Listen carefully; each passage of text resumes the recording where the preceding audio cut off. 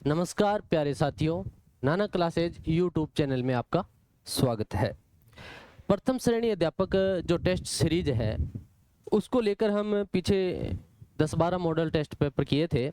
उसी श्रृंखला को क्रमबद्ध रखते हुए आज से ये जो हमारी श्रृंखला है वो निरंतर शुरू हुई है।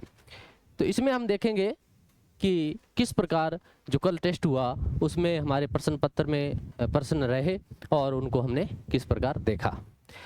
इसके साथ में आप इस टेस्ट सीरीज से जुड़ सकते हैं।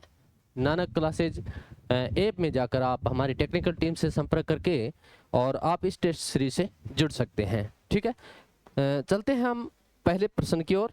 क्या कहता है, यह है प्रथम प्रश्न पत्र के लिए व्याख्याता के लिए टेस्ट सीरीज। ठीक है, आप इसका हिस्सा बन सकते हैं नाना क्लासेज ऐप में जुड़कर, और हमारी टेक्निकल टीम के नंबर आपके पास ये दिए हुए हैं, इन पर आप संपर्क कर सकते हैं। ठीक है, चलते हैं पहले प्रश्न की ओर। क्या कहता है, हमारा हिंदी जो भारत की हिस्ट्री है उससे संबंधित 1857 की क्रांति से संबंधित इसमें टॉपिक डाला हुआ था, तो उससे संबंधित प्रश्न लिए गए हैं। देखते हैं क्या कहता है। 1857 की क्रांति के 1857 की क्रांति के प्रश्न को पढ़िए आप एक बार। 1857 की क्रांति के किस क्रांतिकारी को स्थानीय स्तर पर राजा कहा जाता था? स्थानीय स्तर पर। ठीक है, आप हमने 1857 के बहुत सारे प्रश्न किए हैं, लेकिन थोड़े से ये प्रश्न हटके हैं क्योंकि एनसीईआरटी कक्षा 12 से इनको लिया गया है। जिन्होंने अंग्रेज अफसर के बंगले में डेरा डाला, एक ऐसे क्रांतिकारी हैं जो स्थानीय स्तर पर राजा कहलाते हैं, और अंग्रेजी अफसर का जो कमरा था वहां उन्होंने डेरा डाला और उसे न्याय भवन का नाम दिया। उस कमरे को क्या नाम दिया? न्याय भवन का नाम दिया। ठीक है, और वहीं से झगड़े और विवादों का फैसला करने लगे। देखिए कितने वीर और महान क्रांतिकारी हैं हमारे 1857 के, कि बंगला किनका है? अंग्रेजों का, और उसी बंगले पर कब्जा किया और वहां से झगड़े और विवादों का निपटारा करना शुरू किया। ऑप्शन आपके सामने दिए हुए हैं, शाहमल, मौलवी अहमदुल्ला शाह है, या फिर जमींदार कुंवर सिंह है, या नाना साहिब। ठीक है, तो जमींदार कुंवर सिंह की बात करें, ये तो बिहार के जगदीशपुर से थे। बिहार के जगदीशपुर से थे। कौन? जगदीशपुर से थे। ठीक है, इनका संबंध तो वहां से था, कुंवर सिंह जी का था। मौलवी अहमदुल्ला शाह है और शाहमल, ये दो ऐसे वीर क्रांतिकारी थे 1857 की क्रांति के, जिन्होंने एक अलग ही मंच पर रहकर 1857 की क्रांति में अहम भूमिका निभाई। ठीक है, तो शाहमल इसका जो उत्तर है वो होगा। ये एक जाट कुटुंब से संबंध रखते थे और उत्तर प्रदेश के एक जिले में इनका जन्म हुआ था, और ये भी स्थानीय स्तर पर क्या कहलाते थे? राजा कहलाते थे। क्या कहलाते थे? स्थानीय स्तर पर, स्थानीय स्तर पर राजा कहलाते थे। राजा क्यों कहलाते थे? क्योंकि स्थानीय स्तर पर ये इन्होंने अपना एक नाम अलग ही बना लिया था कि इन्होंने अंग्रेजों के एक प्रकोष्ठ को कब्जे में कर लिया, और उसी प्रकोष्ठ या कमरे से विवादों का निपटारा ये स्थानीय लोगों के लिए किया करते थे, इसलिए स्थानीय लोग इनको क्या कहने लगे? राजा। प्रश्न संख्या नेक्स्ट, दूसरा प्रश्न देखो। ये भी बहुत अजीबोगरीब प्रश्न है। अक्सर ऐसे प्रश्न बड़े लेवल पर देखे जा सकते हैं। फैक्चुअल प्रश्न तो हम पढ़ ही लेते हैं, लेकिन ऐसा प्रश्न भी हमें ध्यान में होना चाहिए।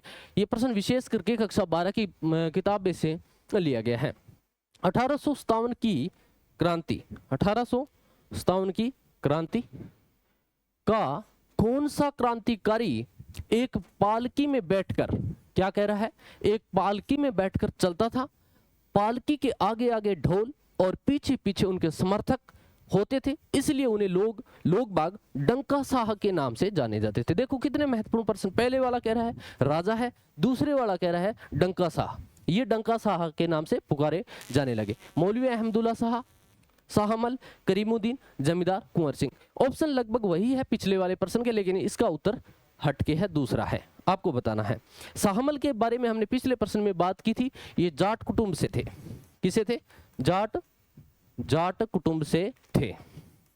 साहसी है, जाट कुटुंब से है, साहसी है, और ये क्या करते थे? अंग्रेजों के ही एक प्रकोष्ठ या कमरे से क्या करते थे, वहां कब्जा किया और वहीं से विवादों का निपटारा किया करते थे, इसलिए स्थानीय लोग इनको क्या कहने लगे, राजा। इनकी बात हो चुकी है। मौलवी अहमदुल्ला शाह, ये एक महत्वपूर्ण व्यक्तित्व के धनी हैं। मौलवी अहमदुल्ला शाह का भी भारतीय 1857 की क्रांति में अहम स्थान है। क्यों?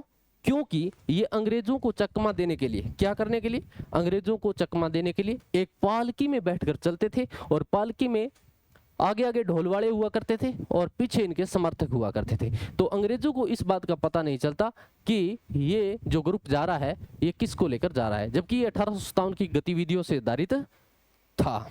ठीक है, 2 प्रश्न हमारे हुए। नेक्स्ट देखो, ये प्रश्न देखो, थोड़ा सा बड़ा प्रश्न है। सहायक संधि लॉर्ड वेलेस्ली द्वारा 1718 ईस्वी में तैयार की गई एक व्यवस्था थी। सहायक संधि की शर्तों को लेकर सत्य कथन की पहचान करनी है। क्या करनी है, हमें सत्य कथन ढूंढना है। किससे संबंधित, सहायक संधि से संबंधित।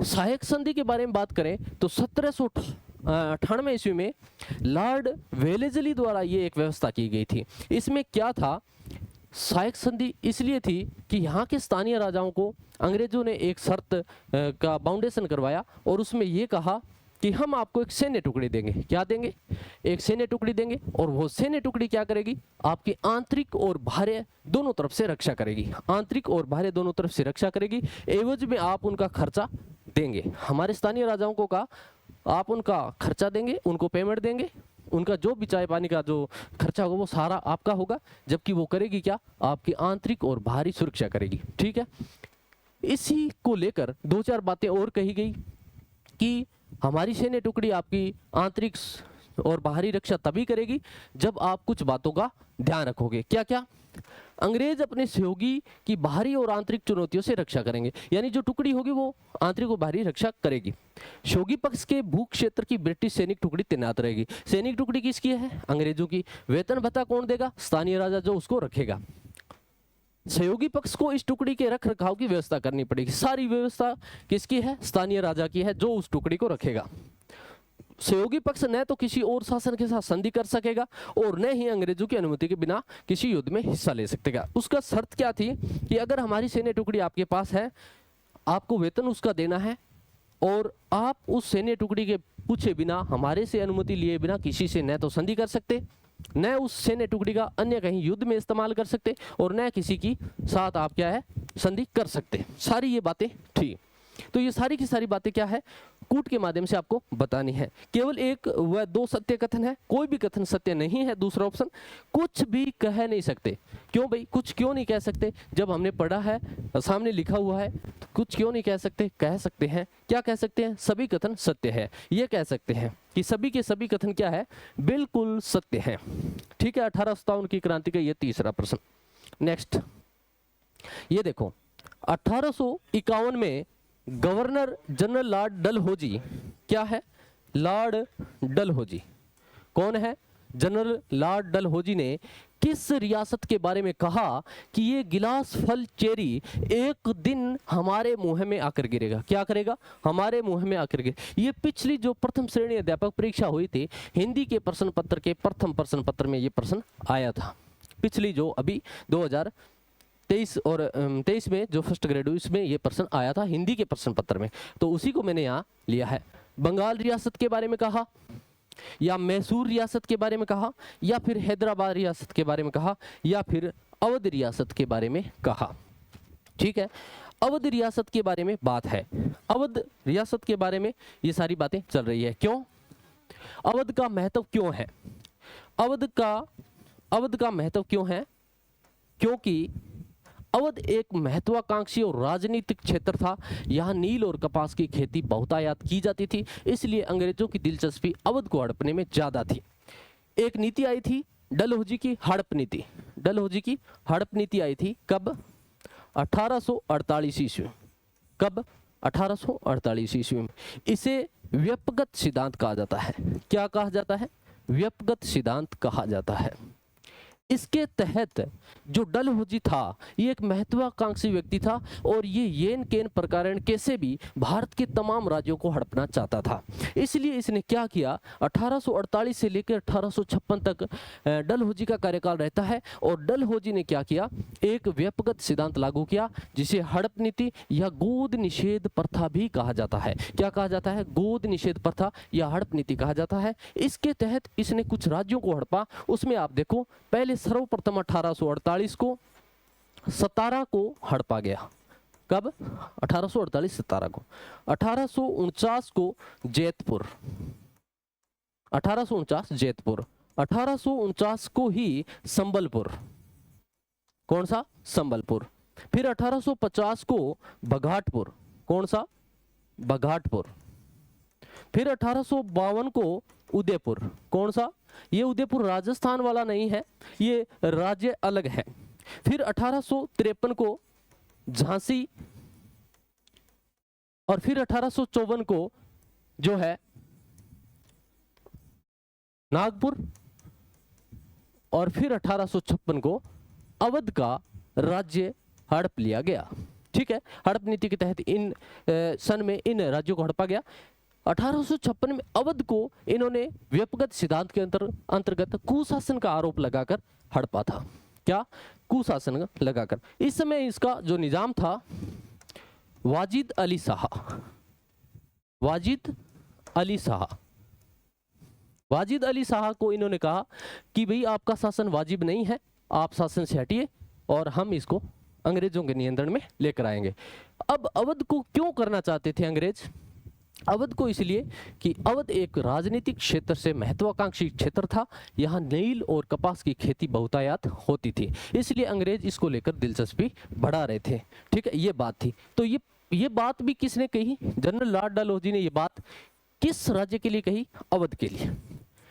क्या बात थी कि ये गिलास फल आपने देखा है, जो चेरी है वो एक दिन हमारे मुंह में आकर गिरेगा। ठीक है, अवध के लिए थी। नेक्स्ट प्रश्न 1857 का यही प्रश्न है। 1857 ईस्वी के विद्रोह के परिणाम स्वरूप यह किसको कहना पड़ा कि इन शासकों व सरदारों ने तूफान के आगे बांध की तरह काम किया, वरना यह तूफान एक दिन लहर में हमें बहा ले जाता। ठीक है, क्या बात है, 1857 की बात है, विद्रोह से संबंधित है। परिणाम स्वरूप यानी जब 1857 हो चुका था, 1857 शांत हो चुका था, असफल था। हम इसको असफल नहीं कह सकते क्योंकि यहाँ अंग्रेजों के काफी हलचल हो चुकी थी, लेकिन फिर भी इसको असफल ही माना जाता है। किसको ये कहना पड़ा कि इन शासकों में सरदारों यानी यहाँ के जो शासक और जो सरदार थे उन्होंने अंग्रेजों की मदद की। इसलिए उन्होंने कहा कि अगर ये बांध नहीं होते हमारे सामने, बांध की तरह काम नहीं करते यहाँ के शासक और यहाँ के राजा, तो ये तूफान हमें लहर की तरह बहा ले जाता। यानी अंग्रेजों का एक व्यक्ति है और वो ये बात कहता है। वो कौन है, तो आप सोचो 1857 की क्रांति के समय गवर्नर जनरल कौन था, गवर्नर जनरल लॉर्ड कैनिंग, वो ही कहेंगे लॉर्ड कैनिंग। तो इन्होंने ये बात कही कि अगर यहाँ के शासक हमारी मदद नहीं करते तो हम बह जाते किस तूफान में, यहाँ के स्थानीय तूफान। नेक्स्ट ये प्रश्न देखो, 1857 के विद्रोह की नायकों में से किसने फ्रांस के सम्राट को लिखा था कि अंग्रेजी सरकार के अन्याय एवं शपथ भंग के कार्य चारों ओर ऐसे दहक रहे थे जैसे सूर्य की किरणें। अक्सर क्या है 1857 की क्रांति से कथन से संबंधित ही प्रश्न पीछे के एग्जामों में देखा गया है और उम्मीद भी ये करते हैं कि यहाँ से इस लेवल का प्रश्न आने की संभावना रहती है। तो ये कह रहा है कि सूर्य की किरणों की तरह दहक रहा था, यानी अंग्रेजों का जो कुशासन था, अंग्रेजों का जो शोषण था वो इस प्रकार दहक रहा था जैसे सूर्य की किरणें। ये कहने वाले कौन, चुन्नीलाल।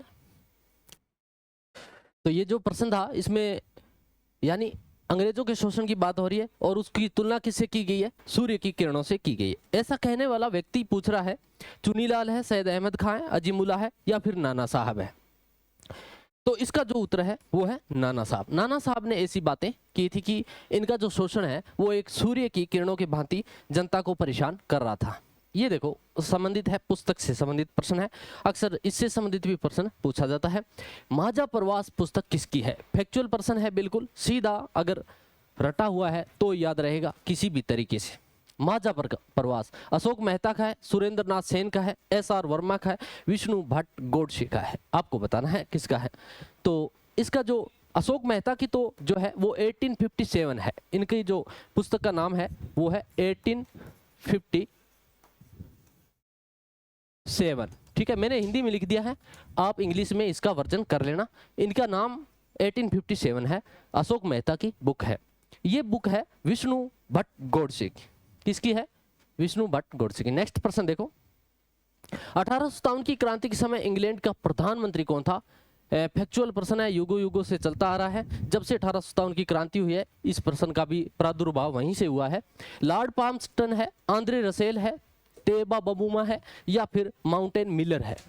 सरल प्रश्न है और ऑप्शन भी बड़े सरल बना दिए गए हैं ताकि आपको किसी प्रकार की परेशानी नहीं हो। तीनों के नीचे वाले ऑप्शन देखेंगे तो अगर नहीं भी आ रहा है, ये ऑप्शन अगर आपको आ रहे हैं तो भी आपका प्रश्न हल हो जाएगा, क्योंकि आंद्रे रसेल और तेबा बबूमा और माउंटेन मिलर ये खिलाड़ी है। हमारा उत्तर लॉर्ड पाल्मस्टन है। अब राजस्थान इतिहास से संबंधित प्रश्न आ रहे हैं। इंडियन हिस्ट्री के प्रश्न थे वो कंप्लीट हो चुके हैं। गुर्जर शब्द का सर्वप्रथम उल्लेख कहाँ मिलता है? हमें बताना है। जो गुर्जर शब्द है उसका सर्वप्रथम उल्लेख कहाँ मिलता है? मिहिर भोज का प्रथम की ग्वालियर की प्रशस्ति में, पुलकेशियन द्वितीय का एहोल प्रशस्ति में, या समुद्रगुप्त की प्रयाग प्रशस्ति में। ठीक है, या फिर अल मसूदी का यात्रा वर्णन। हम बात कर रहे हैं गुर्जर शब्द की। ठीक है, तो जो गुर्जर शब्द है वो हमारे राजपूत जो इतिहास है इससे संबंधित है। और राजपूती इतिहास की बात की जाए तो उसका जो काल पूछा जाए 7 से 12वीं शताब्दी राजपूती काल इतिहास में जाना जाता है। इसका जो उत्तर है वो है पुलकेशियन द्वितीय एहोल प्रशस्ति। ये किसकी है? ये पुलकेशियन द्वितीय का एक दरबारी कवि था, रवि कीर्ति। कौन था? रवि कीर्ति, उनका है। ठीक है, ये भी पूछा जा सकता है कि एहोल प्रशस्ति किसकी है, तो रवि कीर्ति की है। 2-4 बातें और इससे संबंधित थी। चलते हैं नेक्स्ट प्रश्न की ओर। ग्वालियर प्रशस्ति में किस प्रतिहार शासक को मलेच्छों का नाशक, मलेच्छ का अर्थ क्या होता है? मलेच्छ का अर्थ क्या होता है ये भी आपको देखना है। मलेच्छों का नाशक, दिनों का उदारक और नारायण का अवतार बताया गया है। किसको बताया गया है? वत्सराज को, नागभट्ट प्रथम को, नागभट्ट द्वितीय, या फिर महिपाल को, ये बताना है। तो इसमें देखो मलेच्छों का अर्थ होता है अरबी आक्रमण।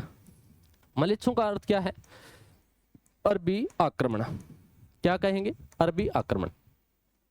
वत्सराज ये भी एक गुर्जर प्रतिहार है।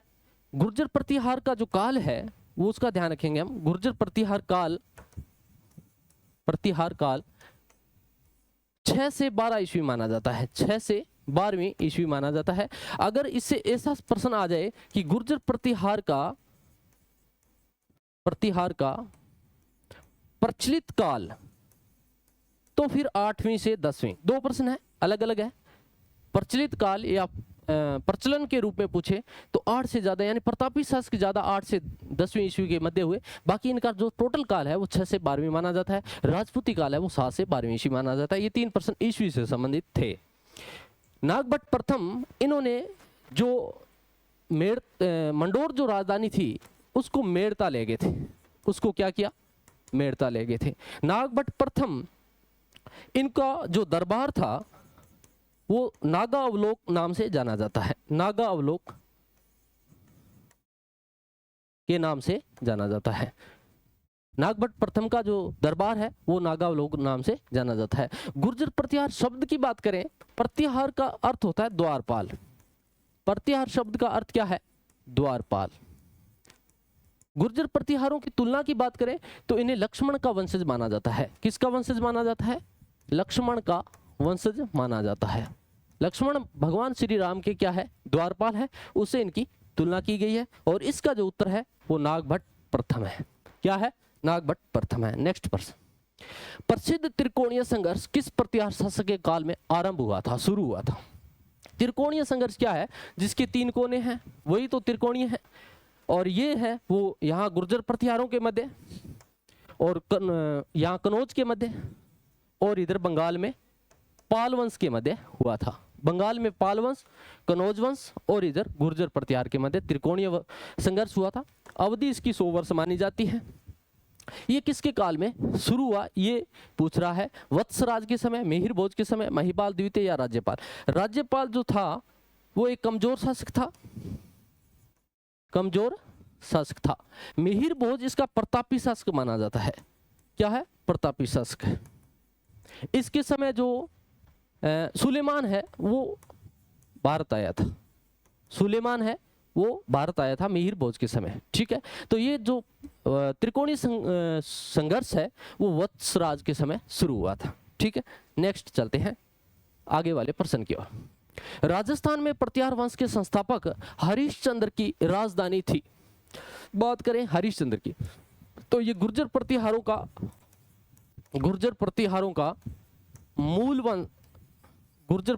का मूल संस्थापक है, मूल संस्थापक था हरिश्चंद्र। ठीक है, हरिश्चंद्र के 2 पत्नियां थी, एक ब्राह्मणी और एक राजपूती। जो क्षत्रिय थी उसका नाम भद्रा था और भद्रा के 4 पुत्र थे। वहीं से आगे गुर्जर प्रतिहारों का जो है अलग अलग क्षेत्रों में विकास हुआ और गुर्जर प्रतिहारों को क्षत्रिय माना गया है। राजस्थान में प्रतिहार वंश के संस्थापक हरिश्चंद्र की राजधानी थी। क्या थी? मेड़ता, जालोर, भीनमाल या मंडोर। हरिश्चंद्र की जो राजधानी थी वो तो मंडोर थी, लेकिन मंडोर से मेड़ता कौन ले गया? ये वरिष्ठ अध्यापक 2016 की परीक्षा में पूछा गया हिंदी के प्रथम प्रश्न पत्र में कि मेड़ता कौन ले गया। तो मेड़ता ले गया था नागभट्ट प्रथम। कौन ले गया था? नागभट्ट प्रथम। नागभट्ट प्रथम मंडोर से मेड़ता को राजधानी ले गया था और उज्जैन को नागभट्ट प्रथम ने बनाया था और कनौज को नागभट्ट द्वितीय ने राजधानी बनाया था। 2-4 बातें ये भी आपको ध्यान में रखनी है। आगे देखो, असत्य कथन बताना है। कौन सा कथन बताना है? असत्य। विग्रहराज द्वितीय ने गुजरात के चालुक्य शासक मूलराज को परास्त किया। किसको हराया? मूलराज को। फरिश्ता के अनुसार गोविंद तृतीय ने गजनी को मारवाड़ से आगे नहीं बढ़ने दिया। किसने? गोविंद तृतीय ने। 551 ईस्वी में वासुदेव चौहान ने चौहान वंश की नींव डाली। सही बात है। सांबर झील का निर्माता वत्सराज था। यहां बात सही नहीं लग रही है क्योंकि वत्सराज है उसका काल आगे आएगा और ये गुर्जर प्रतिहार का शासक है। ये सांबर झील से इसका कोई संबंध नहीं है, जबकि सांबर झील का निर्माता कौन है? वासुदेव चौहान। वासुदेव चौहान। ठीक है, इस बात का ध्यान रखें। चलते हैं नेक्स्ट प्रश्न की ओर। अलाउद्दीन खिलजी द्वारा किस किले पर की गई विजय के बारे में अमीर खुसरो ने लिखा। ये इसका दरबारी कवि था, इसके साथ ही रहता था। अमीर खुसरो अलाउद्दीन के साथ ही रहता था। इसने कहा कि आज कुफ्र का गढ़ इस्लाम का घर हो गया। ये किस किले की विजय के बाद अमीर खुसरो ने कहा? प्रश्न ये है। रणथंबोर विजय के बाद, चित्तौड़, सिवाना या जालोर के बाद। रणथंबोर जो युद्ध 1301 में हुआ था, ठीक है, उसमें ये बात कही गई कुफ्र का गढ़ इस्लाम का घर हो गया, ये अमीर खुसरो ने कहा। या रणमल और रत्तीपाल, दो जो रणमल और रत्तीपाल ये सेना नायक थे और इन्होंने धोखा देकर क्या है ये मिल गए थे किसकी तरफ? अलाउद्दीन खिलजी की तरफ। ठीक है, ये दो इनको धोखेबाजों को भी ध्यान में रखना है। आगे चलते हैं नेक्स्ट प्रश्न की ओर। खातौली का युद्ध 1517 ईस्वी, ये भी बात महत्वपूर्ण है, प्रश्न में उत्तर छिपा है। एक तो कब हुआ पूछा जा सकता है। खातौली का युद्ध 1517 हुआ। वर्तमान में किस जिले में है? सीधा सा पूछा है कि खातौली कहाँ है। खातौली कहाँ है? ठीक है, धौलपुर में नहीं है ना। कोटा, झालावाड़, उदयपुर। 2 ऑप्शन हटा देते हैं, 2 में से आप बताओ, कोटा या झालावाड़। तो इसमें रहेगा खातौली कहाँ है? कोटा में। 1517 में इब्राहिम लोदी के साथ युद्ध हुआ था। ये खतौली इब्राहिम लोदी के साथ राणा सांगा का, और लोदी को हार का मुंह देखना पड़ा था। ठीक है, इस बात का भी आप ध्यान रखो। नेक्स्ट, रावल शाखा का अंतिम मेवाड़ शासक था। रावल शाखा उदयपुर जो मेवाड़ क्षेत्र से है, रावल शाखा का पूछ रहा है अंतिम शासक जेतर सिंह, प्रेम सिंह, लक्ष्य सिंह या फिर रतन सिंह। ठीक है, तो रतन सिंह जो है 1303 में पद्मिनी को लेकर अलाउद्दीन और इनके मध्य तोतार, हीरा मनहरी, ये सब कुछ कहानियाँ आपको पता है, मनोरंजन टाइप से आप सुनते रहते हो। तो ये साका हुआ था 1303 में, साका हुआ था। और गोरा और बादल प्रतापी शासक थे। गोरा और बादल इनके सेना नायक थे, दो सेना नायक प्रतापी थे। जब रावल रतन सिंह को बंदी बना लिया गया, तब गोरा और बादल वहां से रतन सिंह को एक बार छुड़ा कर लाने में सफल हुए थे। दोबारा युद्ध हुआ, उसमें गोरा, बादल और रतन सिंह तीनों शहीद हो गए। और रानी पद्मिनी ने, ऐसा बताते हैं कि 16,000 स्त्रियों के साथ जौहर किया था। बुकों में है, मैंने पढ़ा है, मैं था नहीं वहां। नेक्स्ट, खेराड़ और माल खेराड़ क्षेत्र किस बेसिन के अंतर्गत आता है? ठीक है, खेराड़ और माल खेराड़ किस बेसिन के अंतर्गत आता है? यह प्रश्न राजस्थान ज्योग्राफी से संबंधित है। छप्पन बेसिन से, बनास बेसिन से, बाणगंगा बेसिन से, या फिर लूणी बेसिन से। ठीक है, छप्पन बेसिन माही नदी का जो क्षेत्र है उसको कहा जाता है। बनास बेसिन बनास से संबंधित जो क्षेत्र है। बाणगंगा बाणगंगा नदी से संबंधित क्षेत्र है। और लूणी बेसिन ये लूणी नदी से संबंधित क्षेत्र है। ये पूछ रहा है खेराड़ और माल खेराड़ क्षेत्र किस बेसिन के अंतर्गत आते हैं? बाणगंगा, लूणी, छप्पन बेसिन, तो ये आएंगे आपके बनास बेसिन। ठीक है, नेक्स्ट, अनुप्रस्थ बालुका स्तूप राजस्थान के किन जिलों में मिलते हैं? बालुका स्तूप से संबंधित प्रश्न पूछा जाता है अक्सर, 2-4 प्रकार के होते हैं। ये पूछ रहा है अनुप्रस्थ। अगर पूछा जाए अनुप्रस्थ, अनुप्रस्थ जो हवाओं के लंबवत और समकोण बने, अनुप्रस्थ हवाओं के लंबवत या समकोण। ठीक है, सीधी भाषा में देखें, जैसे इस दिशा में हवा चल रही है और बालुका स्तूप इस प्रकार समकोण बन रहे हैं, लंबवत बन रहे हैं, तो अनुप्रस्थ। अनुधैर्य, अनुधैर्य जिस दिशा में हवा चल रही है उसी दिशा में बालुका स्तूप बनते हैं, अनुप्रस्थ। ठीक है, 2 देखे हमने। बालुका स्तूप राजस्थान के किन जिलों में मिलते हैं? बीकानेर, गंगानगर, जोधपुर, करौली, नागौर, बारां, जालोर, उदयपुर। तो ये मिलेंगे आपको बीकानेर और गंगानगर में। ठीक है, इसके अलावा तारा बालुका स्तूप भी है, सब्र काफिज बालुका स्तूप भी है, थोड़ा लंबा है मैटर, कभी इस विषय पर करेंगे विस्तार से। निम्न में से थार मरुस्थल के भाग हैं, थार मरुस्थल के भाग हैं, नागौरी उच्च भूमि, शेखावाटी प्रदेश, बनास का मैदान, घग्गर का मैदान, ये बताना है। थार जो मरुस्थल है उसमें शेखावाटी प्रदेश भी आता है, बनास का क्षेत्र, नागौरी उच्च भूमि, घग्गर मैदान, घग्गर का मैदान भी आएगा। नागौरी उच्च भूमि, यहाँ जो पानी है थोड़ा खारा मिलता है, ये क्षेत्र भी आएगा। बनास का जो है ये इसमें नहीं आएगा। तो ए, बी और डी, 1, 2 और 4 ये हमारा उत्तर हो जाएगा। नेक्स्ट, राजस्थान में विंध्यन कगार किस क्षेत्र में पाए जाते हैं?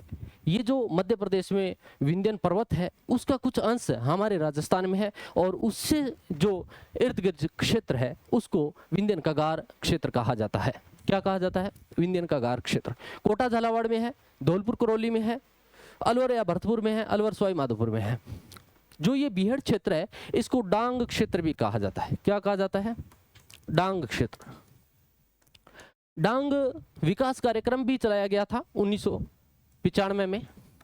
डांग विकास कार्यक्रम एक बार चलाया गया, 2005 और 6 में दोबारा राज्य सरकार द्वारा चलाया गया। 5 और 6 में राज्य सरकार द्वारा डांग क्षेत्र कार्यक्रम चलाया गया। वर्तमान में ये 9 जिलों में चलाया जा रहा है। वर्तमान में कितने जिलों में चलाया जा रहा है? वर्तमान में 9 जिलों में चलाया जा रहा है। पहले ये 8 जिलों में चलाया जा रहा था। तो ये प्रश्न पूछ सकता है कि 9वां जिला कौन सा है? गंगापुर सिटी। कौन सा है? गंगापुर सिटी। अभी जो नवीन जिला बना है गंगापुर सिटी, इसका आप ध्यान रखोगे। प्रश्न क्या था? विंध्यन कगार क्षेत्र पाए जाते हैं।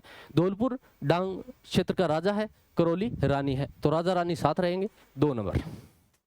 नेक्स्ट, घोड़े की नाल की आकृति वाली रामगढ़ पहाड़ी राजस्थान में कहाँ स्थित है?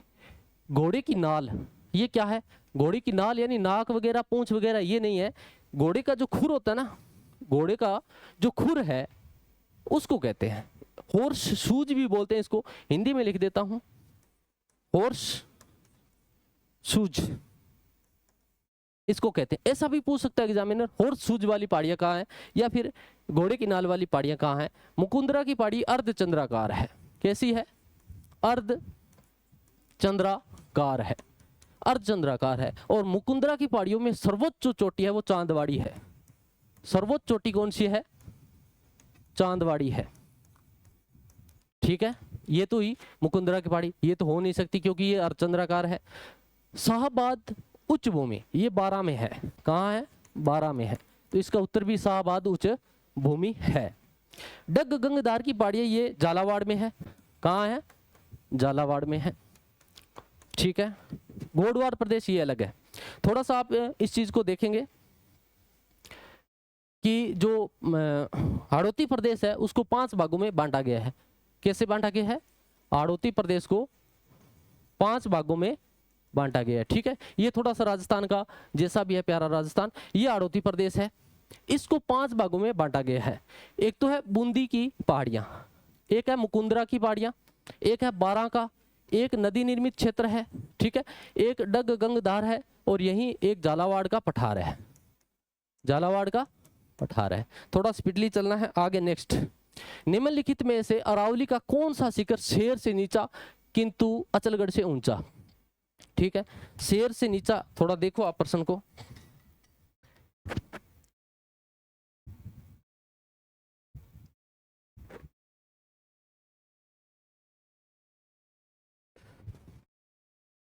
अब देखो, निम्नलिखित में से ये सीधा सा प्रश्न पूछ रहा है कि चोटियां आपको याद है या नहीं? चोटियां आपको याद है नहीं? सायरा, रघुनाथगढ़, दिलवाड़ा, खो। बात करें सायरा की तो ये 900 मीटर है। रघुनाथगढ़ पूर्वी की है, दिलवाड़ा ये 1442 मीटर है। ठीक है, तो ये कौन सा शिखर शेर से और अचलगढ़ से ऊंचा है? पहले हम थोड़ी सी चोटियों को देखते हैं, ठीक है, फिर ये प्रश्न करेंगे। सबसे पहले जो दक्षिणी है वो है गुरु शिखर। गुरु शिखर 1722 मीटर। इसको कई बार एग्जामिनर 56-50 फीट भी पूछ लेता है। ठीक है, ये हो गया। फिर है शेर 1597 मीटर। 1597 metre, 1597 metre. ठीक है, 1597 मीटर। फिर आपकी रहेगी आपके Delwara 1442 metre. Jarga 1431 metre. Achalgarh 1380 metre. Abu 1295 metre. Kumbhalgarh 12 दूना 24, 1224। कमलनाथ की पहाड़ी 1001। सज्जनगढ़ 938।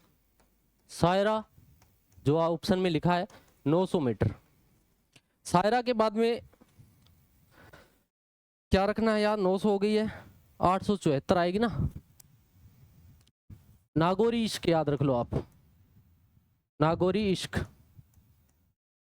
नागपानी 874 मीटर। गोगुंदा 840 मीटर। ये आप पढ़ लेना, भाई शॉर्ट ही लिख रहा हूं मैं। गोगुंदा 840 मीटर। इश्क का मतलब है इसराना बाकर 839 मीटर। रोजा बाकर 730 मीटर, 730 मीटर। ठीक है, आज इतनी ही करेंगे। ठीक है, अब ये पूछ रहा है अरावली से, शेर से तो क्या है? नीचा है, किंतु अचलगढ़ से ऊपर है। शेर से नीचा है, शेर ये रहा 1500, और अचलगढ़ से ऊपर है, तो 2 ही है, या तो देलवाड़ा होगी या जरगा होगी। इसमें आप देखो कौन सी है, तो देलवाड़ा इसका उत्तर है। नेक्स्ट, सुमेलित कीजिए राम स्नेही संप्रदाय। अब ये क्या है? कल्चर से संबंधित प्रश्न है। राम स्नेही संप्रदाय की शाखा प्रवर्तक सिंहथल, रेण, खेड़ापा, शाहपुरा। ये भी प्रश्न युगों युगों से चलता आ रहा है, छोटे से लेके बड़े एग्जाम तक आ ही जाता है।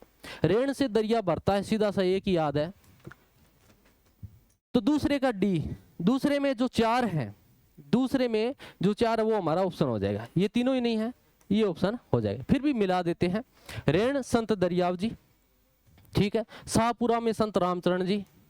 सिंहथल में जो है वो संत हरि रामदास जी और खेड़ापा संत रामदास जी। ठीक है, बाकी उत्तर हो चुका है। नेक्स्ट, पर्यावरण चेतना जैसी आधुनिक शब्दावली का महत्व बहुत पहले ही किसी संत ने जान लिया था। किसी संत ने जान लिया था। पर्यावरण प्रेमी कौन सा संत था इनमें से? पीपा जी, जाम्बो जी, लालदास जी या फिर दादू दयाल जी। ठीक है, तो ये तो आपको पता ही है। पर्यावरण से संबंधित कौन थे? जाम्बो जी। नेक्स्ट, लिखमादेसर, पुनरासर, मालरासर किस संप्रदाय की उपपीठे हैं? ठीक है, लिखमादेसर है, पुनरासर है, मालरासर है, ये ज्यादातर इधर जाट समुदाय से संबंधित जसनाती संप्रदाय को रखता है। ठीक है, मंत्र राजप्रकाश किस संत का आध्यात्मिक विचारों का संकलन था? पुस्तक का नाम क्या है? ग्रंथ का नाम क्या है? मंत्र राजप्रकाश। मंत्र राजप्रकाश किनका है? लालदास जी, सुंदरदास जी, दादू दयाल के शिष्य थे। सुंदरदास जी दादू दयाल के शिष्य थे। ठीक है, और दादू दयाल को राजस्थान का कबीर कहा जाता है। चरणदास जी, हरिदास जी कौन थे? तो इसका जो उत्तर है वो हरिदास जी है। नेक्स्ट, किस जिले में ग्रीनफील्ड अब राजस्थान करंट से संबंधित प्रश्न है। ठीक है, इसको थोड़ा सा हम स्पीडली लेंगे लेकिन थोड़ा देख लेंगे। किस जिले में ग्रीनफील्ड एयरपोर्ट बनाने के लिए भारतीय विमानपत्तन प्राधिकरण, एक तो हो गया भारतीय विमानपत्तन प्राधिकरण, एक है नगरीय विकास विभाग, एक है नागरिक उड्डयन विभाग, ये तीन विभाग के मध्य त्रिपक्षीय समझौता हुआ है। ये कहाँ हुआ है? तो पहले तो हमें पता हो कि ग्रीनफील्ड एयरपोर्ट बनाए कहाँ जा रहे हैं। कहाँ बनाए जा रहे हैं? कोटा में। ठीक है, तो कोटा में ये त्रिपक्षीय समझौता हुआ। दूसरा, राजस्थान की तीसरी वंदे भारत ट्रेन कहां से कहां तक चली? तीसरी पूछ रहा है ये, न पहली पूछ रहा है ना दूसरी। पहली कौन सी थी? पहली थी अजमेर से दिल्ली वाली, ये प्रथम थी। ये कब थी? प्रथम। ये कब चली थी? 12 अप्रैल। कब? 12 अप्रैल को 2023 को। ठीक है, दूसरी थी जोधपुर से साबरमती। कौन सी थी? दूसरी जोधपुर से साबरमती। तीसरी है उदयपुर से जयपुर। तीसरी कौन सी है? उदयपुर से जयपुर, ये है तीसरी। जयपुर से चंडीगढ़ है, ये चौथी है, प्रस्तावित है। ये क्या है? अभी तक प्रस्तावित है, अभी चली नहीं है, चल जाएगी, चिंता न करें। नेक्स्ट, बजट 2024-25 में राजस्थान में कुल कितने ग्रीनफील्ड एक्सप्रेस स्थापित किए जाएंगे? 2, 4, 9, 14। ठीक है, फैक्चुअल पर्सन है, सीधा रटने वाला है। तो कितने ग्रीनफील्ड एक्सप्रेस बनाए जाएंगे? 9। ठीक है, ये अजमेर, किशनगढ़, खेरथल, तिजारा, इस प्रकार से 9 है। ठीक है, नेक्स्ट, नीति आयोग द्वारा 4 जुलाई 2024 से देश भर में संपूर्णता अभियान, कैसा अभियान? संपूर्णता अभियान शुरू किया गया है। महत्वपूर्ण प्रश्न है, काफी बार जोर देकर इस प्रश्न को करवाया जा रहा है। संपूर्णता अभियान शुरू किया गया, इसमें राजस्थान के किन 5 आकांक्षी, आकांक्षी मतलब उत्कंठी जो जिले हैं, इच्छा रखते हैं, उत्कंठी जो जिले हैं, इच्छा रखते हैं, को शामिल किया गया है। जैसलमेर, धौलपुर, बारां, करौली, सिरोही, उपरोक्त सभी। ये तो सरल कर दिया ना, आपको सरल कर दिया। इसमें 5 आकांक्षी जिले भी दे दिए और ऑप्शन में 5 दे दिए, तो फिर सरल ही है, इससे ज्यादा क्या हो सकता है। याद रखने के लिए आप क्या कर सकते हो? याद रखने के लिए जिस प्रकार हम चर्चा करते रहे हैं कि 2 जो है अदर साइड के जिले हैं, यहाँ धौलपुर है, यहाँ आपको जैसलमेर है। ठीक है, संपूर्णता है, संपूर्णता है तो ये धौलपुर है और ये जैसलमेर है। इधर सिरोही रहेगा, 12 और करौली इसके साथ रहेंगे, 5 जिले इसमें आ जाएंगे, उपयुक्त सभी। केंद्र सरकार ने स्मार्ट सिटी मिशन को मार्च 2025 तक समाप्त करने का लक्ष्य रखा है। अब समाप्त करने की डेट पता है, 2025 है। शुरू कब हुई थी? 2015 में। कब हुई थी? 2015 में शुरू हुई थी। इसमें राजस्थान के कितने शहर शामिल है? कितने शहर शामिल है? 4 शहर शामिल है। 4, जयपुर, अजमेर, उदयपुर और कोटा। शब्दों में थोड़ा त्रुटि हो सकती है, उसके लिए मैं क्षमा प्रार्थी हूं। नेक्स्ट, राजस्थान एसडीजी इंडेक्स 50 2024 में कौन सा जिला प्रथम स्थान पर रहा? अब ये 5G आ गया है, क्या आ गया है? 5G आ गया है। इसमें पहला जिला कौन सा है? झुंझुनू, नागौर, सीकर, जालोर। ठीक है, तो इसमें प्रथम कौन सा रहेगा? झुंझुनू। ये प्रथम रहेगा, ये द्वितीय रहेगा। ठीक है, चलते हैं नेक्स्ट।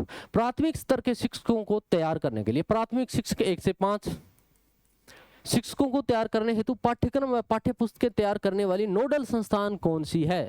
अब ये थोड़े मैनेजमेंट के प्रश्न हैं। प्रारंभिक शिक्षा निदेशालय बीकानेर, राजस्थान पाठ्य पुस्तक मंडल अजमेर में है, राजस्थान शैक्षिक शोध एवं प्रशिक्षण संस्थान या राजस्थान आरंभिक शिक्षा परिषद, कौन सा है भाई? राजस्थान शैक्षिक शोध प्रशिक्षण संस्थान। ठीक है, ये है प्राथमिक स्तर के शिक्षकों के लिए। सबसे पहले तृतीय पंचवर्षीय योजना में, तृतीय पंचवर्षीय योजना के अंदर प्रत्येक राज्य के अंदर एक SI बनाया गया। क्या बनाया गया? SIE, state institute education, state institute education. ठीक है, राज्य शिक्षण संस्थान बनाया गया। 11 नवंबर 1978 को इसी SIE को SIERT में तब्दील कर दिया गया। ठीक है, फिर 14 अगस्त 2018 को SIERT को SCERT कर दिया गया है। देखो आप, SIERT को 14 अगस्त को क्या कर दिया गया? SCERT, state institute education research training. यहां बना दिया गया state council education research training. कब? 14 अगस्त 2018 को। ठीक है, SIERT कब था? 11 नवंबर 1978। ठीक है, ये प्रश्न पिछले हिंदी के प्रश्न पत्र के पहले प्रश्न पत्र में पूछ लिया गया था, प्रथम श्रेणी अध्यापक परीक्षा में। नेक्स्ट, किस वर्ष राजस्थान के 14 जिलों में प्रथम चरण के अंतर्गत डाइट की स्थापना की गई? किसकी स्थापना की गई? डाइट की। जून 2005, जून 2008, दिसंबर 1998, जून 1995। देखिए, डाइट की जो स्थापना है वो 2 चरणों में हुई, 2 चरणों में हुई। जून 1995 को 14 जिलों के लिए, 14 जिलों में डाइट की स्थापना की गई। फिर 1996 में 15 जिलों में डाइट की स्थापना की गई। NCERT के द्वारा डाइट की स्थापना 6 चरणों में बताई जा रही है। NCERT द्वारा डाइट की स्थापना 6 चरणों में। कितने चरणों में? 6 चरणों में। इस बात का भी हम ध्यान रखें। नेक्स्ट, डाइट क्या है? अभी प्रश्न चल रहा था पीछे, डाइट क्या है? डाइट क्या है भाई? जिला शिक्षा एवं प्रशिक्षण संस्थान है, जिला कोऑर्डिनेटर शिक्षा अभियान है, जिला नवाचार शिक्षा अभियान है, या फिर कोई नहीं है? कोई नहीं है, तो यह है जिला शिक्षा एवं प्रशिक्षण संस्थान डाइट। डाइट का पूरा नाम भी पूछ रहा है, यानी ये मान के चलो अगर डाइट से 5-4 प्रश्न आए हैं तो हमारा जो ये फैक्ट है वो पूर्ण हो जाएगा। डाइट मतलब district institute of education and training, device information evaluate and training, distance in metro from travel, district institute of emergency travel. बताओ, तो इसका डाइट का जो पूरा नाम है वो है district institute of education and training. याद रखने वाली चीज है। SCERT का पुनर्गठन रूप सामने आया। हालांकि हमने पिछले प्रश्न में इससे संबंधित बात कर ली है, लेकिन फिर भी ये पूछ रहा है कि SCERT का पुनर्गठन रूप सामने आया। कब आया? 14 अगस्त 2008 को आया क्या? 14 सितंबर 2010, या फिर 14 अगस्त 2016, या फिर 14 अगस्त 2018? हमने बात की थी कि 14 अगस्त 2018 को SCERT का पुनर्गठन रूप सामने आया, यानी SCERT 2018 में। ठीक है, 2018 में। इससे पहले ये SIERT था, SIERT था 11 नवंबर 1978। 11 नवंबर 1978 से ये क्या था? SIERT था, state institute education research training था। 14 अगस्त 2018 के बाद ये state council education research training हो गया। ठीक है, इतनी बात हमें ध्यान रखनी। नेक्स्ट, राजस्थान माध्यमिक शिक्षा बोर्ड आरबीएससी की स्थापना की गई। आरबीएससी कह दो या फिर इसको बीएसईआर कह दो, बीएसईआर। ठीक है, आरबीएससी कह दो या इसको बीएसईआर कह दो, board secondary exam Rajasthan, board secondary exam Rajasthan. कब स्थापना हुई? 4 दिसंबर 1957 जयपुर में, 4 सितंबर 1950 उदयपुर में, या फिर अक्टूबर 50 में कोटा में या जोधपुर में। बताओ आप कहाँ हुई आरबीएससी की स्थापना, कहाँ हुई? तारीख है और याद रखनी है, 4 दिसंबर 1957 जयपुर में हुई थी। फिर 1 जनवरी 1961 को इसको पी सत्यनारायण राव समिति के अनुशंसा पर, किसके? पी सत्यनारायण राव समिति के अनुशंसा पर इसको कहां ट्रांसफर कर दिया गया? अजमेर में। कहां कर दिया गया? अजमेर में। ठीक है, उत्तर इसका 1 है। ये लो, प्रश्न भी आ गया। पी सत्यनारायण राव समिति के अनुशंसा पर राजस्थान में माध्यमिक शिक्षा बोर्ड आरबीएससी या बीएसईआर, एक ही बात है, बीएसईआर को अजमेर कब स्थानांतरित किया गया? अजमेर कब स्थानांतरित किया? 1 जनवरी 1961, 26 नवंबर 49, 15 अगस्त। तो 1 जनवरी 1961 को इसमें अजमेर इसको क्या कर दिया गया? स्थानांतरित कर दिया गया। नेक्स्ट, राजस्थान माध्यमिक शिक्षा बोर्ड के अध्यक्ष का कार्यकाल होता है। आरबीएससी के अध्यक्ष का जो कार्यकाल है वो कितना होता है? 10 वर्ष, 8 वर्ष, 5 वर्ष या 3 वर्ष? उत्तर क्या रहेगा? 3 वर्ष। नेक्स्ट, राजस्थान माध्यमिक शिक्षा अधिनियम कब बनाया गया? अब ये अधिनियम पूछ रहा है, नया तारीख पूछ रहा है, नया अन्य पूछ रहा है। ये पूछ रहा है कि माध्यमिक शिक्षा अधिनियम कब बनाया गया। ठीक है, माध्यमिक शिक्षा अधिनियम है वो कब बनाया गया? 60, 50, 57, 72। तो ये रहेगा 1957 को धारा 3 के अंतर्गत जो है वो माध्यमिक शिक्षा अधिनियम बनाया गया। आईएएससी मतलब उच्च अध्ययन शिक्षण संस्थान का पूरा नाम क्या है? आईएएससी का मतलब है उच्च अध्ययन शिक्षण संस्थान, हिंदी में लिखा है। इसका पूरा नाम क्या है? Institute of advance study in education, institute of after study in every, information today after in every, या फिर इनमें से कोई नहीं। क्या बताना है? आईएएसई का पूरा नाम बताना है। तो इसका पूरा नाम है institute of advance study in education. ठीक है, ए इसका रहेगा। हिंदी में इसका अर्थ रहता है उच्च अध्ययन शिक्षण संस्थान, आईएएसई।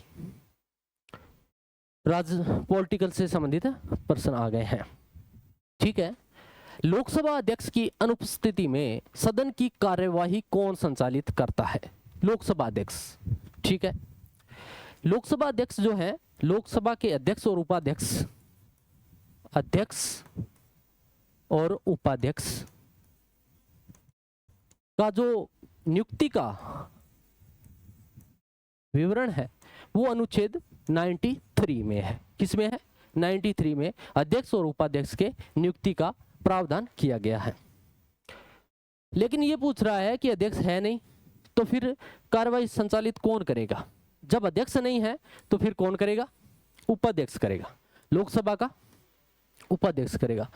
लोकसभा का जो अध्यक्ष है वो लोकसभा अध्यक्ष के रूप में शपथ नहीं लेता। कभी भी प्रश्न पूछ लिया जाता है, लोकसभा के अध्यक्ष को शपथ दिलाई जाती है राष्ट्रपति द्वारा, न्यायाधीश द्वारा, अन्य, तो लोकसभा अध्यक्ष के रूप में शपथ नहीं लेता, जबकि वो एक लोकसभा सदस्य के रूप में पहले शपथ ले चुका होता है। इस बात का ध्यान रखना।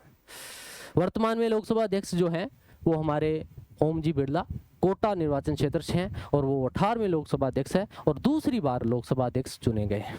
पहले जो लोकसभा अध्यक्ष थे वो थे वासुदेव गणेश मावलंकर। निम्न में से सत्य कथन है, लोकसभा से संबंधित है। लोकसभा अध्यक्ष को समय से पूर्व हटाने हेतु राज्यसभा में प्रस्ताव पेश किया जा सकता है, बशर्ते उस पर कम से कम 50 सांसदों की क्या हो? सिग्नेचर या हस्ताक्षर किए हो। लोकसभा का अध्यक्ष को पद से हटाने हेतु प्रस्ताव कम से कम 14 दिन, ये बात सही है 14 दिन वाली, लेकिन राज्यसभा में क्यों रखेंगे भाई? जब लोकसभा को हटा रहे हैं तो राज्यसभा में क्यों रखेंगे? लोकसभा में रखेंगे। लोकसभा अध्यक्ष को राष्ट्रपति प्रधानमंत्री की सलाह पर पद से हटा सकता है, सीधा नहीं हटा सकता, पहले प्रस्ताव पास होगा उसके बाद। तो इसका जो उत्तर है वो बी रहेगा। अटल बिहारी वाजपेयी कितनी बार भारत के प्रधानमंत्री पद की शपथ ले चुके हैं? कितनी बार? कितनी बार? 1 बार, 4 बार, 5 बार, 3 बार। तो जो अटल बिहारी वाजपेयी है वो 3 बार प्रधानमंत्री की शपथ ले चुके हैं, और सबसे कम कार्यकाल वाले भी इनका है। 5 दिन का कार्यकाल रहा था, 5 दिन का कार्यकाल इनका रहा था, और वो सबसे कम प्रधानमंत्री का कार्यकाल माना जाता है। संसद के सचिवालय का उल्लेख है, संसद का सचिवालय है उसका उल्लेख है 96, 47, 55 या फिर 98, किस में है बताओ? तो इसका 98। लोकसभा अध्यक्ष का निर्वाचन कौन करता है? लोकसभा अध्यक्ष का निर्वाचन कौन करता है? निर्वाचित सांसद, केवल लोकसभा सदस्य, लोकसभा सदस्य एवं राज्यसभा के केवल निर्वाचित सदस्य, या राष्ट्रपति? राष्ट्रपति नहीं करते, केवल लोकसभा सदस्य नहीं कर सकते।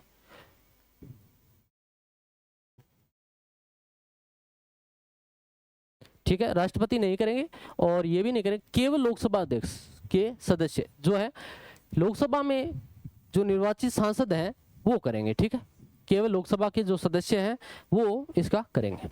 अब तक लोकसभा अध्यक्ष को, अध्यक्ष पद को सुशोभित करने वाली महिलाएं पूछा है। ठीक है, अभी वर्तमान में कौन है? ओम जी बिरला है, और वो 18वें लोकसभा अध्यक्ष हैं और दूसरी बार चुने गए हैं।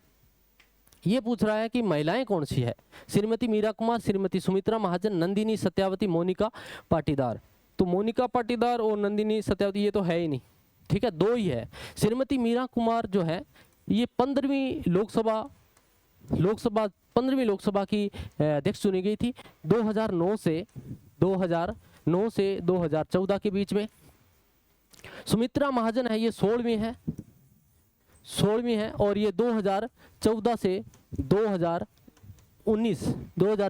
2019 के मध्य सुमित्रा महाजन ये चुनी गई थी। तो केवल 1 और 2 है जो इसका उत्तर रहेगा। किस शब्द में विदेशी उपसर्ग है? अब हिंदी से संबंधित प्रश्न है। निर्धन, तिरस्कार, बेईमान, आमरण। तो निर्धन, इसमें तो निर्धन निर उपसर्ग है और धन मूल शब्द है। तिरस्कार में विसर्ग संधि है। बेईमान में बे और धन ईमान है, और आमरण में आ उपसर्ग है, मरण मूल शब्द है। तो इसमें ये पूछ रहा है, विदेशी पूछ रहा है, तो बे जो है विदेशी है, बे जो उपसर्ग है वो विदेशी, और वो हम जो तैयारी करें उनके सबके आगे जुड़ा हुआ है बेरोजगार। इस विदेशी उपसर्ग को हटाना है। किस शब्द में परा उपसर्ग नहीं है? किस शब्द में परा उपसर्ग नहीं है? ये क्या पूछ रहा है? नहीं है। परामर्श, पराधन मर्श, पराधन कर्म, पराधन भाव। ठीक है, लेकिन यहां क्या है? परधन अयन है, परधन अयन है। ठीक है, तो हमारा उत्तर क्या रहेगा? डी। प्रख्यात शब्द में उपसर्ग छांटिए। प्रख्यात शब्द में क्या देखना है? उपसर्ग छांटना है, तो शब्द हो जाएगा परधन ख्यात। ठीक है, उपसर्ग हमारा प्रयोग। खुशकिस्मत में उपसर्ग किस भाषा का है? किस भाषा का पूछा है, उपसर्ग नहीं पूछा है, भाषा का पूछ लिया कि खुशकिस्मत में जो खुश लगा हुआ है, जो आपके यहाँ खुश लगा हुआ है, ये किस भाषा का प्रत्यय उपसर्ग लगा हुआ है? ये है फारसी भाषा। ठीक है, फारसी। निम्न में से किस शब्द में इत प्रत्यय प्रयुक्त नहीं हुआ है? इत नहीं हुआ है पूछ रहा है, तो ये शब्द क्या है? ये है कलंक, धनित, आनंद, धनित, इंसान, धनियत, पुष्प, धनित। ठीक है, तो इत नहीं है, किस में नहीं है? इंसानियत में नहीं है। इंसान को इंसानियत की नजर से देखिए। इनमें से किस शब्द में ल प्रत्यय नहीं है? क्या है? ल प्रत्यय नहीं है। अमल मूल शब्द है, विमल मूल शब्द है, कमल मूल शब्द है, लेकिन गरल में क्या है, गर खुद एक प्रत्यय है। गर क्या है, प्रत्यय है। जैसे जादूगर है, सौदागर है, बाजीगर है, इसलिए गर प्रत्यय है और फिर उसमें लय प्रत्यय लगाया गया है। हाल ही में Nelson Mandela life time achievement award से सम्मानित होने वाले पहले भारतीय कौन है? ये अंतर्राष्ट्रीय या राष्ट्रीय करंट से संबंधित है। हाल ही में जो Nelson Mandela life time achievement award से सम्मानित होने वाले पहले भारतीय कौन है? सिद्धेश साकोरे, विनोद गनात्रा, सुबैया नलमुथु, राधिका सेन। ठीक है, तो ये जो Nelson Mandela life time achievement वाले पहले जो भारतीय हैं वो है विनोद गनात्रा। हाल ही में किसे 12वां विश्व हिंदी सम्मान से सम्मानित किया गया? 12वां, ये महत्वपूर्ण है, 12वां विश्व हिंदी सम्मान किसको दिया गया है? क्योंकि पिछली जो प्रथम श्रेणी अध्यापक थी उसमें भी ऐसा प्रश्न पूछ लिया गया था। चित्रा बनर्जी, अरुंधति राय, डॉक्टर उषा ठाकुर या इनमें से कोई नहीं। तो 12वां जो विश्व हिंदी सम्मान सम्मानित किया गया है वो डॉक्टर उषा ठाकुर को। ठाकुर का कुआं, ठाकुर का ही किला, सब कुछ ठाकुर का। केंद्रीय साहित्य अकादमी दिल्ली द्वारा हिंदी भाषा का युवा साहित्य पुरस्कार 2024 कविता संग्रह स्मृतियों के बीच घिरी है पृथ्वी। क्या स्मृतियां होती है? यादाश्त, यादें, यादें रह जाती है, यादें। तो स्मृतियों के बीच घिरी है पृथ्वी। क्या घिरी है? पृथ्वी। और स्मृतियों के बीच घिरी पृथ्वी के लिए किसे प्रदान किया गया? हिंदी भाषा का युवा साहित्य पुरस्कार। हिंदी भाषा का युवा साहित्य पुरस्कार किरण बादल को, प्रहलाद सिंह को, या सोनाली सुतार को, या फिर गौरव पांडे को। पांडे जी, पांडे जी, यहाँ पांडे जी रहेंगे, गौरव पांडे जी। पृथ्वी के बीच कौन गिरे हैं? गौरव पांडे जी। नेक्स्ट, हाल ही में विश्व स्वास्थ्य संगठन ने वर्ष 2024 के नेल्सन मंडेला पुरस्कार से किसे सम्मानित किया गया है? इसरो को, नीम हंसन या नीति आयोग, आयुष मिनिस्ट्री, किसको किया गया है? तो इसका उत्तर जो है नीम हंस बी रहेगा। हाल ही में हिंदी साहित्य भारती पुरस्कार किसे सम्मानित किया गया है? यह भी महत्वपूर्ण प्रश्न है। हिंदी साहित्य भारती पुरस्कार, हिंदी साहित्य भारती पुरस्कार विजय वर्मा, संजीव, विनोद जोशी, कृष्ण प्रकाश। तो ये जो आपको हिंदी साहित्य भारती पुरस्कार दिया गया है ये कृष्ण प्रकाश को दिया गया है। अब रीजनिंग से संबंधित है तो इसको देखते हैं। यदि कागज को लकड़ी, लकड़ी को भूसा, भूसा को घास, घास को रबर तथा रबर को कपड़ा कहते हैं तो फर्नीचर किससे बनेगा? फर्नीचर किससे बनेगा? आप बताओ। फर्नीचर वैसे तो लकड़ी से बनता है, लेकिन इसने कहा है कि लकड़ी को भूसा पड़ा जाए। क्या पड़ा जाए? भूसा पड़ा जाए, तो भूसे से बनेगा ना। फिर फर्नीचर भूसे से बनेगा। भूसे से बना फर्नीचर कितना चलता है ये उसकी योग्यता पर निर्धारित करता है।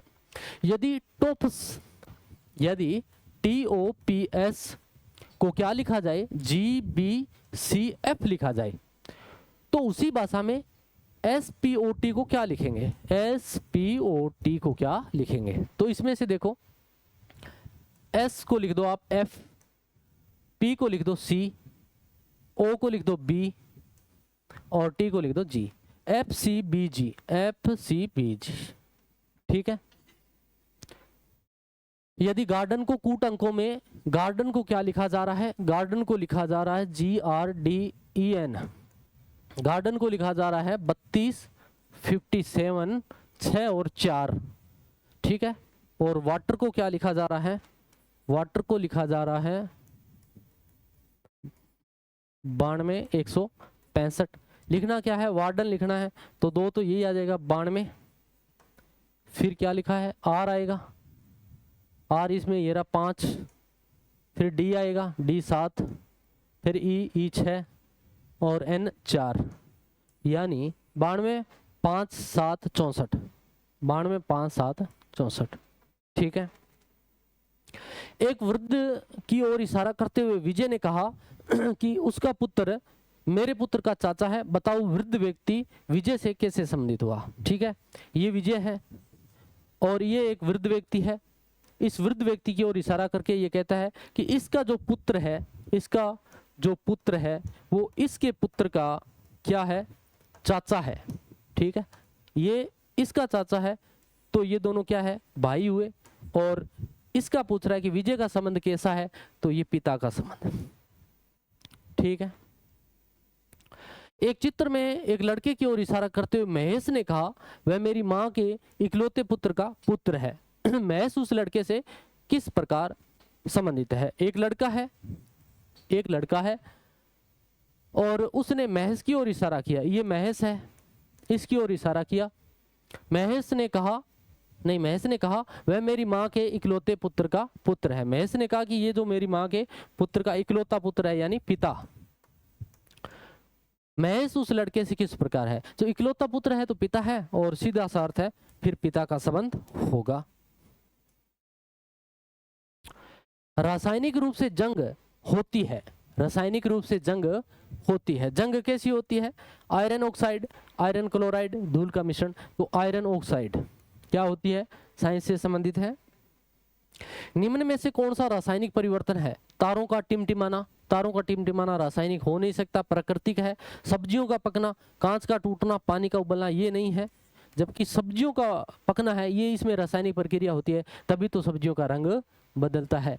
और रंग बदलते हैं, खरबूजे को देखकर रंग बदल ही जाता है। जंग लगने की प्रक्रिया के आवश्यक घटक हैं। क्या घटक हैं? आवश्यक घटक कौन से हैं? O2 एवं H2O, O2 एवं H2O। ठीक है, ये इसका उत्तर रहने वाला है। नेक्स्ट, जंग का कारण है। जंग का कारण क्या है? जंग क्यों लगती है? लोहे का अपचयन, लोहे का अपचयन। अपचयन शब्द का अर्थ समझे तो इसमें क्या होता है? ऑक्सीजन का तो होता है संचय, ऑक्सीजन का क्या होता है? संचय होता है। और जो हाइड्रोजन होती है उसका क्या है? ऑक्सीजन का तो निष्कासन होता है, निष्कासन, और हाइड्रोजन संचय होती है। ठीक है, हाइड्रोजन संचय होती है और ऑक्सीजन का निष्कासन होता है। तो लोहे का ऑक्सीजन इसका उत्तर रहने वाला है। निम्न में से कौन सा केंद्रीय प्रवृत्ति का माप है? केंद्रीय प्रवृत्ति, ये मैथ के हैं, इनके आप उत्तर लगा लो। एक ये इसका उत्तर रहेगा माध्य। 9, 7, 8, 2, 6, 4 आंकड़ों की माध्यमिका क्या है? इसमें क्या होती है? सर्वप्रथम जब हम 10वीं क्लास में माध्यमिका निकालते थे तो इसको आरोही क्रम में लिखना होता है। जैसे 2 है, फिर 3 है, फिर 4 है, फिर 6 है, फिर 6 है, फिर 7, और फिर 8, फिर 9, फिर 10, फिर 12। इस प्रकार लिखकर फिर क्या है? बीच का देखना होता है। जैसे 1, 2, 3, 4, 5, 6, 7, 8, 9, 10, 11 है ना, 5 इधर से छोड़ दो, 5 इधर से छोड़ दो, उत्तर क्या आ जाएगा? 7। इस प्रकार से होता है। थोड़ा याद नहीं है मेरे को, लेकिन आप कर लेना। 15, 17 ये उसी प्रकार से है। माध्यमिका हमने निकाली थी, इसका उत्तर 15, 14 रहने वाला है। ये इंग्लिश के हैं, तो इसका which the correct positive voice the following sentence. ठीक है, इसका उत्तर क्या रहने वाला है? ठीक है, आप बताओ। ठीक है, तो इसका ये जो है ना, the door has been pointing, ये रहेगा। ए फॉरगिव हिम ए फेरिट, ये क्या है? I am forgiven him, did forgiven him, आप पढ़ लेना विस्तारित। इसका जो उत्तर रहेगा वो क्या रहने वाला है? He was forgiven the fail by me. ठीक है, next, mother has cooked the dinner, खाना बनाती है, इस प्रकार से कुछ होगा। डिड मदर नॉट कुक, खाना नहीं बनाती है। The dinner has been cooking my brother, my mother, इस प्रकार से मदर हैज नॉट। तो इसका जो है the dinner has been cooked by mother. ठीक है, तो ये शायद मेरे को लगता है प्रश्न पूर्ण हो चुके हैं। तो आज का ये जो हमारा प्रथम श्रेणी अध्यापक का जो टेस्ट मॉडल था, ये हमने प्रयास किए हैं। मैथ और इंग्लिश के प्रश्नों को आप अपने स्तर पर देख लेना, कहीं कोई त्रुटि भी हो सकती है, जिसके लिए मैं क्षमा प्रार्थी हूँ। अन्य प्रश्नों को पूरा प्रयास किया है, लेकर आएंगे नेक्स्ट जो हमारा टेस्ट है उसको। तब तक के लिए जय हिंद, जय भारत, जय राजस्थान।